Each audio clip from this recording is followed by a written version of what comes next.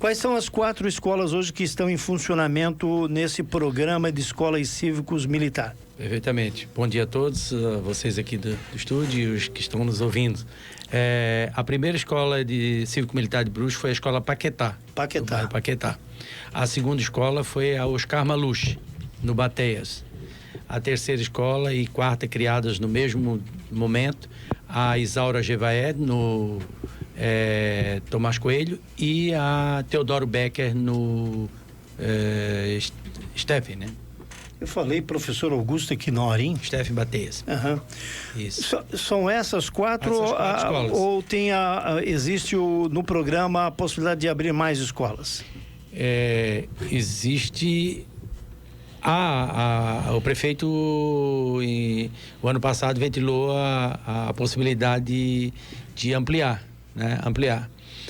Mas isso depende de reestruturação de legislação, de lei. Né? Existe uma lei municipal que instituiu as escolas cívico-militares quando houve a extinção por parte do governo federal. Né? A Paquetá era do programa do governo federal, MEC, Ministério da Defesa.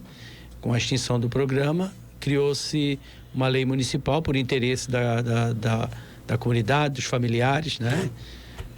E aí houve essa ampliação para mais 4 escolas. Mais 3 escolas, né? Com a Paquetá que já existia. Tenente, tem 4 escolas, né? Mas eu lembro que a prefeitura tinha feito uma espécie de uma pesquisa para saber quais escolas queriam ser implantadas. Essas já estão aqui? Essas sim. Essas foram implantadas, as demais. A Paquetá continuou, né? Porque já era. É a primeira, né? É a primeira, né? E foi feita uma enquete popular e, para surpresa da administração e da Secretaria de Educação, né? Esperava-se 1.000, 2.000 manifestações, a coisa passou de 20.000 manifestações. Né? Então, de interesse, né? Obviamente tem uma crítica ou outra acerca do assunto, mas o interesse dos familiares foi que, acredito eu, fez a administração municipal em buscar ampliar o programa, né? Criar uma lei e ampliar o programa no município de Brusque. Tenente, até para o ouvinte que está acompanhando a gente, o mais leigo, entender qual é a diferença de uma escola cívico-militar e uma que não é, né? Existe uma programação diferenciada? Sim, eu vou falar então, já que o senhor perguntou dessa forma, a escola que não é.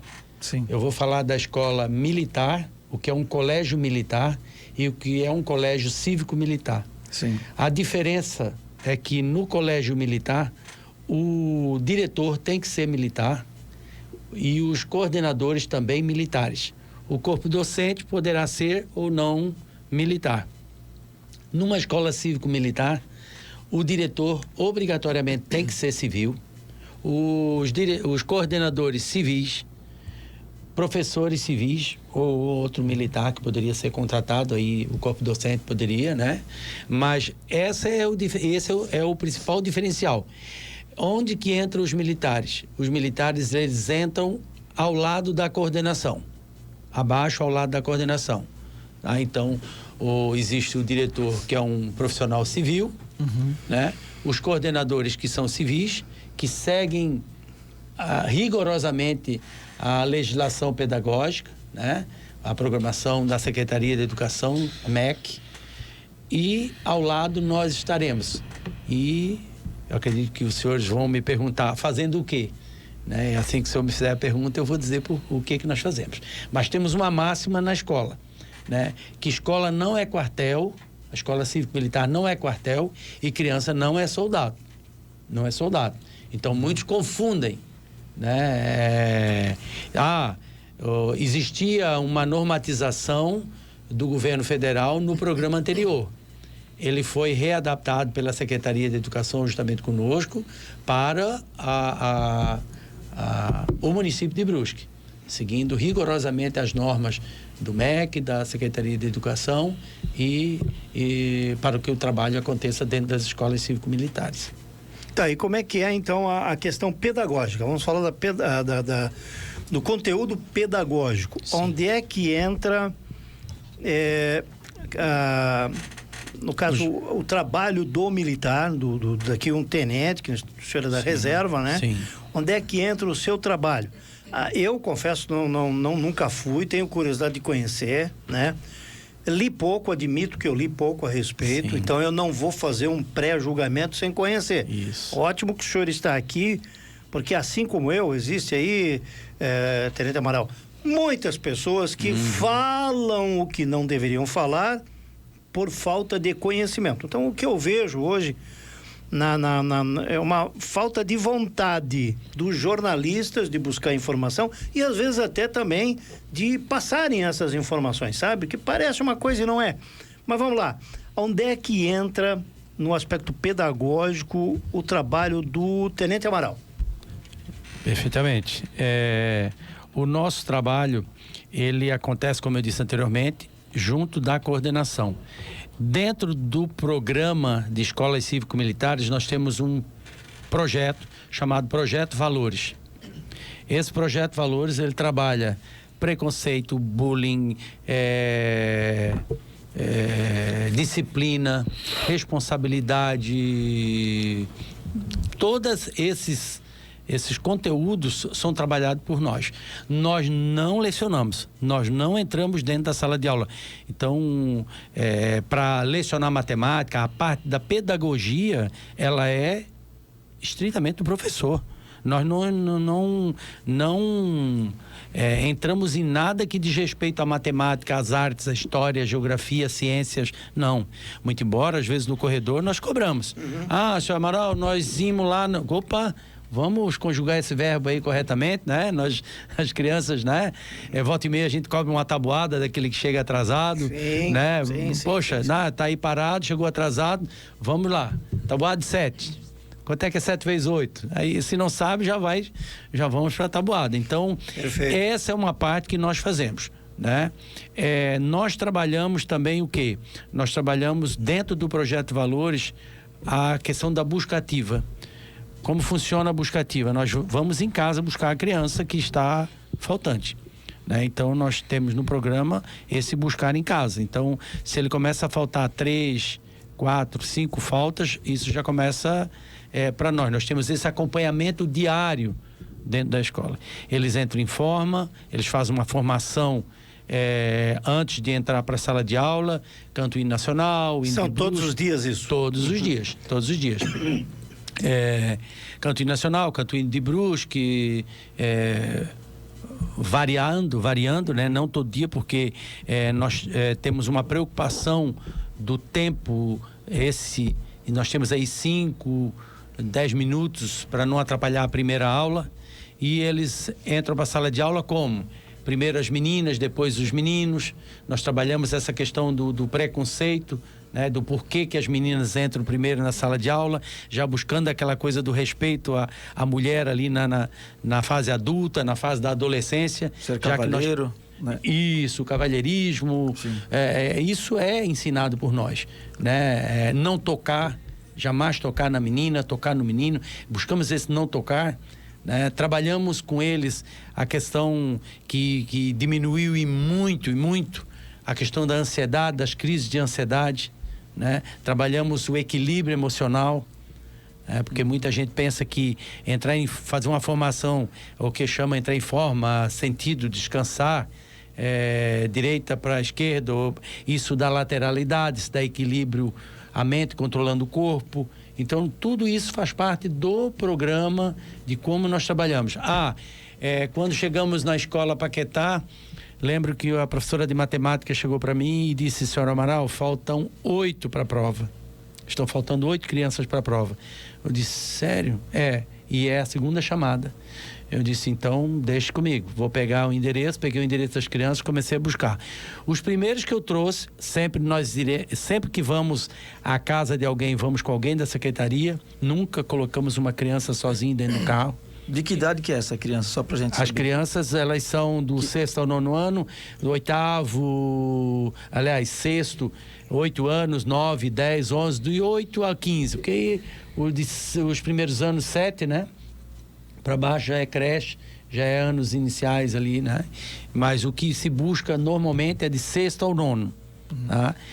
Que faltam bastante. Aí foram na casa deles? Na casa, buscar, chegamos lá, o familiar, né, a mãe nos atendeu, sempre nos atendem muito bem, Sempre somos muito bem recebidos pelo familiar, que a maioria das vezes não sabe, né? Não sabe que o filho tinha uma prova e que ele estava faltando, porque ele estava com uma dorzinha de garganta naquele dia, né? Mas na verdade era a prova. Então, assim que nós começamos a trazê-los para a sala de aula, puxa, ele foi em casa buscar, é melhor eu ir, porque vai que ele vem me buscar, então é melhor eu ir. Então o índice aí vai que chama o exército para me buscar outra vez. Não é o exército. Né? Isso, já que o senhor tocou nisso, uma criança, um diretor perguntou, vocês trabalham fardado? De hipótese alguma, nem poderemos estar fardado, né? Não podemos estar fardado.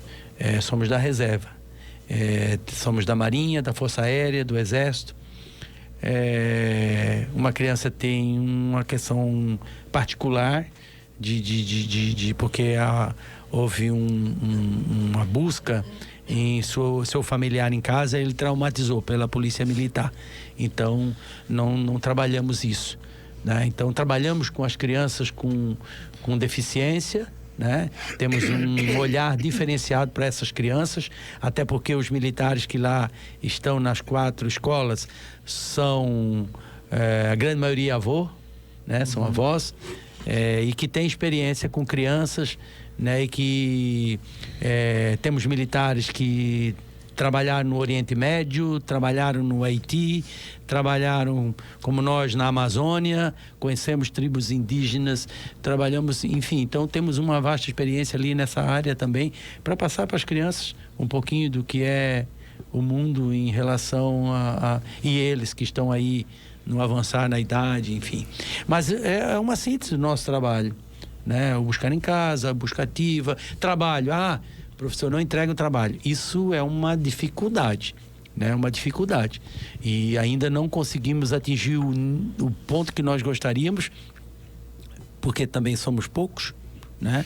Hoje nós somos em 9 militares, um chefe, que no caso sou eu, um assessor, e os demais são agentes. Então, o ideal seria 100, para cada 100, um agente cívico-militar, né?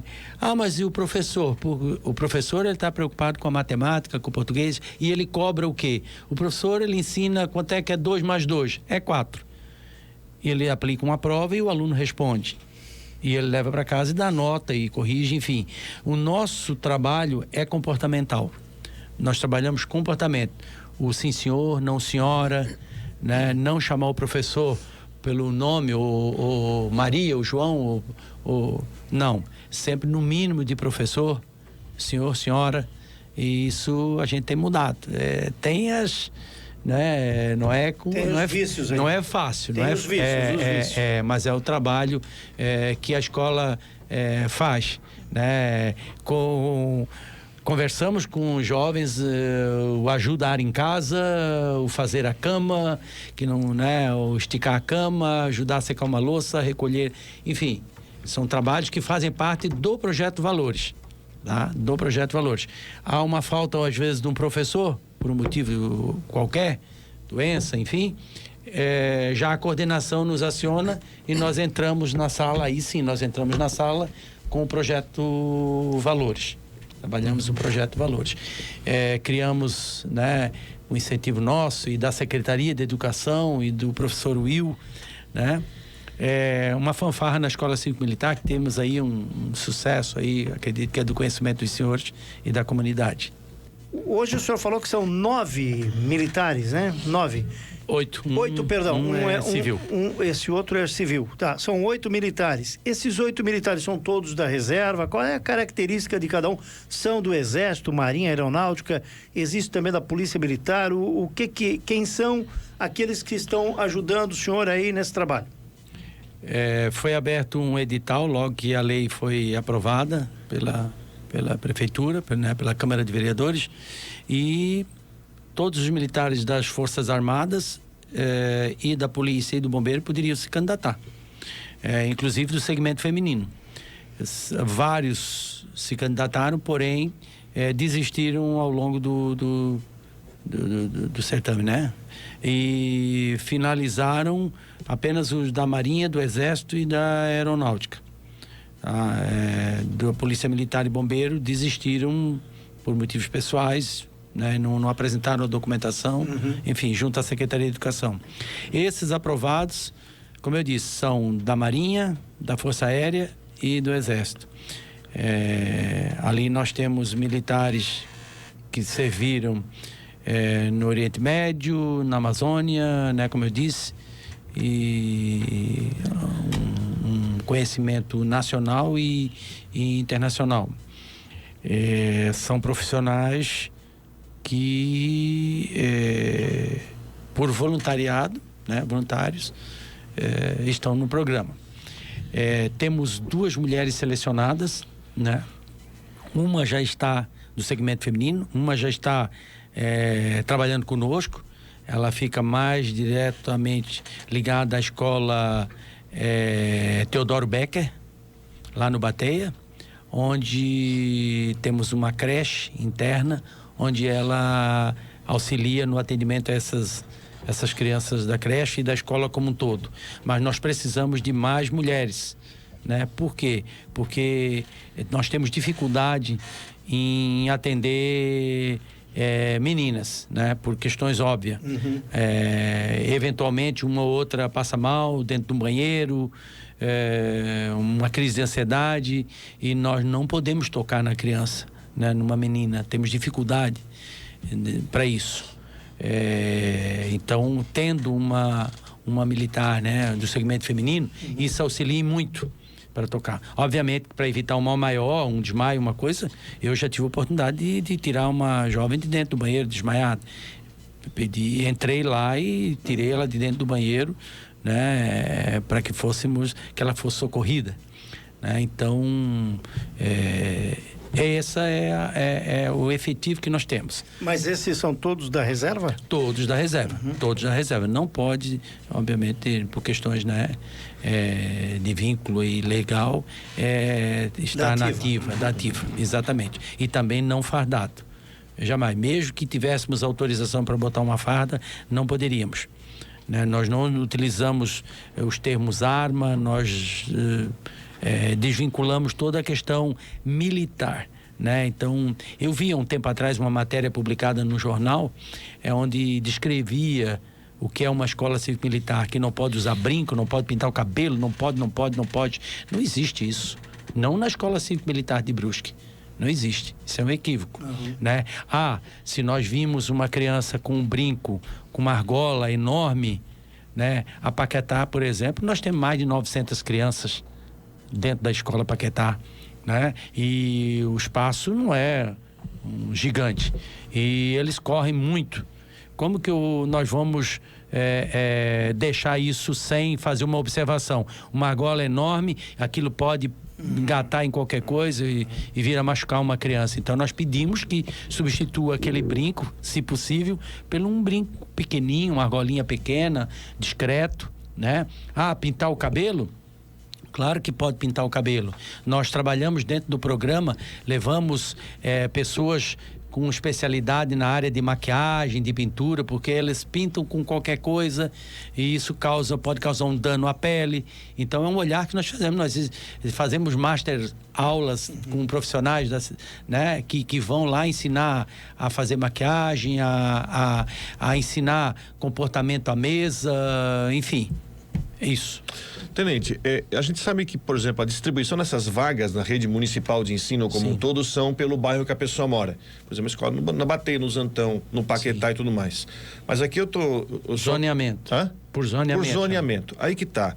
Então, esse zoneamento se mantém na cívico-militar? Qual é a minha pergunta? Se você tem um aluno, por exemplo, que o pai é do centro da cidade, vou pegar aqui um caso, do centro da cidade, e ele fala assim, eu gostaria de colocar meu filho, minha filha, numa escola cívico-militar. Ele tem essa opção de pegar e, mesmo morando num bairro, num zoneamento fora de uma escola que tem o cívico-militar, ir para essa escola, ou se respeita o mesmo zoneamento? Não, o respeito ao zoneamento é rigoroso. Certo. Mantém o zoneamento que a Secretaria de Educação orienta, né? Então, não pode.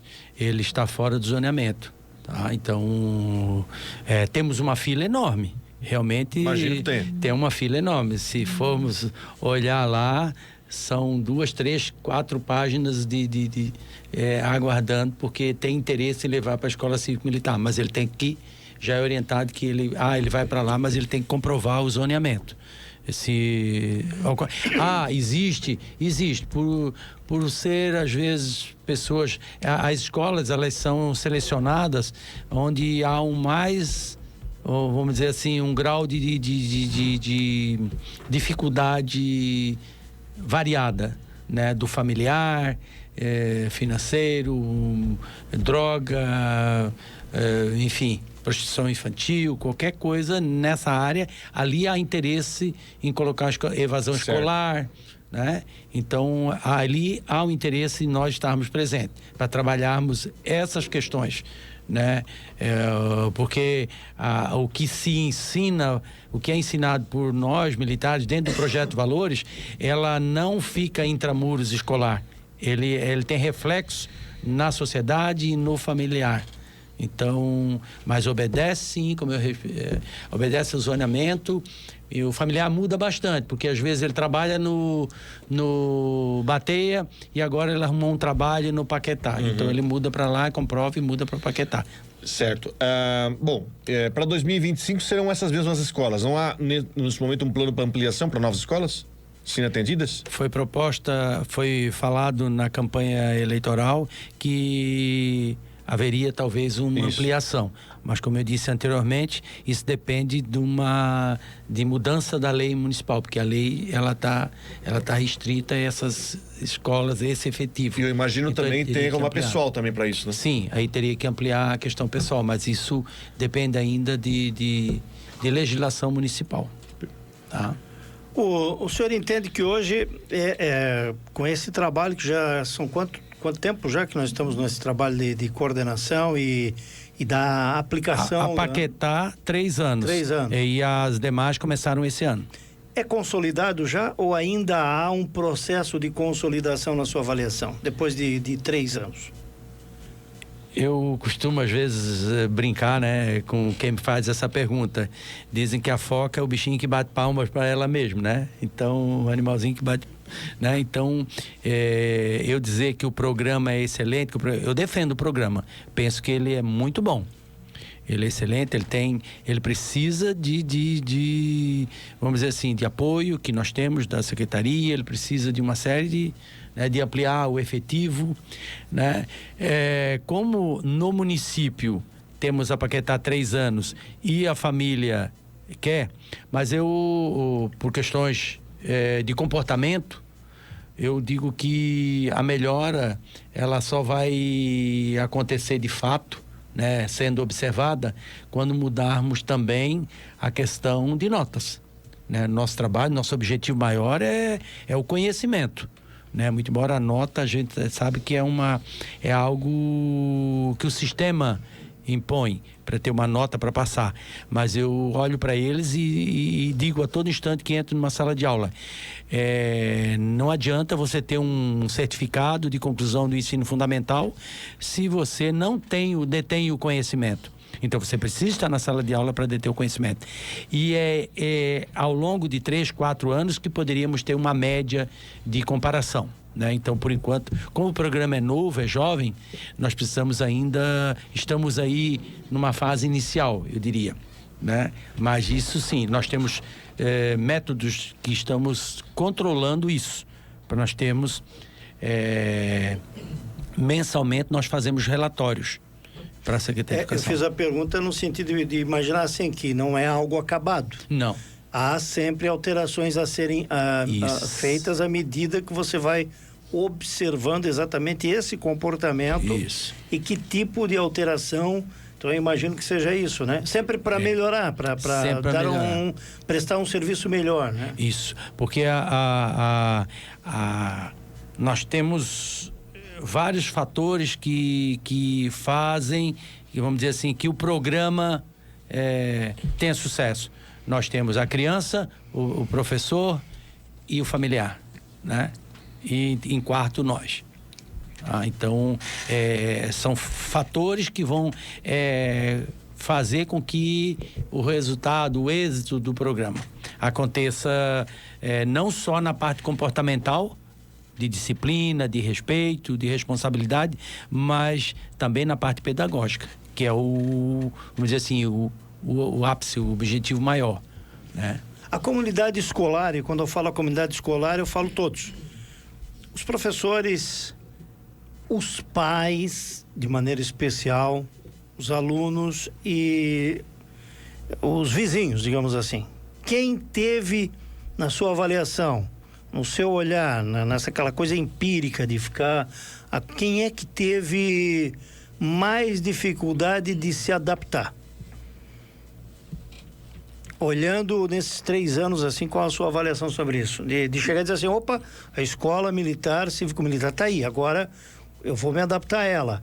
Ou até, às vezes, até por ignorar o serviço que presta, assim, de ter aquele olhar, militar, como o senhor falou daquela criança que foi abordada em casa, e que aí o histórico dessa criança, por ter um familiar ali que teve um problema com a polícia, você imagina ele, é complicado, né? Você trabalhar isso, isso é um desafio, cara. Você chegar aí, uma criança que já tem um histórico ali atrás, como é que você vai trabalhar essa criança, né? Então, é nesse sentido, assim, como é que foi essa abordagem, o que o senhor está vendo de todos ao redor? Isso, eu sou casado, tenho 2 filhas e, eventualmente, quando eram crianças, hoje são adultas, quando eram crianças, minha esposa às vezes dizia assim, se minha esposa estiver ouvindo, ela vai me... coloca o cinto que a polícia está ali na frente. Eu já passei por isso.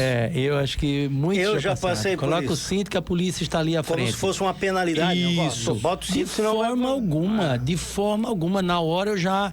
Não, olha o que você está dizendo para as meninas. Não, a polícia não é isso. A polícia está aqui para nossa segurança, para o nosso benefício. Nós estamos errados. Coloca o cinto para nossa segurança.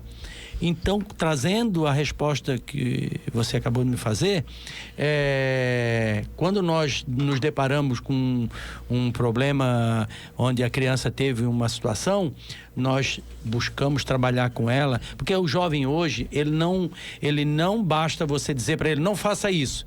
Ele já vem logo, por quê? Por que eu tenho que fazer isso? Por que eu tenho que estudar? Por que eu preciso saber isso? Por quê? Por quê? Por quê? Eu sei que estudar seno e cosseno é horrível. Onde é que eu vou aplicar seno e cosseno? Tangente e cotangente, né? Onde que eu vou aplicar isso? Eles querem saber, né? Para que eu tenho que estudar que Cronos é o deus da mitologia grega, que hoje eu tenho que explicar para ele que o nosso cronômetro vem de lá, do deus do tempo. Então eles precisam de explicar. Então, quando tem uma situação dessa, nós paramos e explicamos para ele o que é a polícia militar, qual o trabalho excepcional que a nossa polícia militar faz, que o bombeiro faz, que as forças armadas fazem, para que eles compreendam que nós não estamos ali para prendê-los ou para coibi-los ou para transformá-los em robozinho. Não, nós estamos lá para fazê-los pensar, discutir, ir lá na frente e desinibir.